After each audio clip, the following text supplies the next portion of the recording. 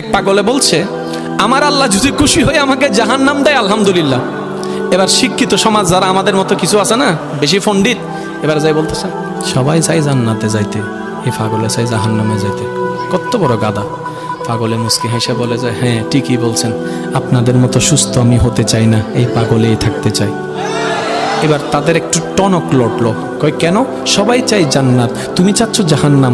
বলে যে, ভাইয়ারা আপনারা মনে হয় আমার কথাটা খেয়াল করেন নাই, আমি বলেছি আমার রব যদি খুশি হয়ে,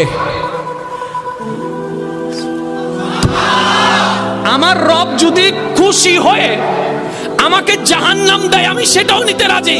বলে যে এখনো বুঝলাম না। পাগল বলে জ্ঞান দিয়ে রবের বিষয় বোঝা যায় না, দিল দিয়ে বুঝতে হয়। আরে শুনো, রব যখন খুশি হয়ে যাবে জাহান্নামটা জান্নাত হয়ে যাবে, রব যখন নারাজ হয়ে যাবে জান্নাতটা জাহান্নাম হয়ে যাবে।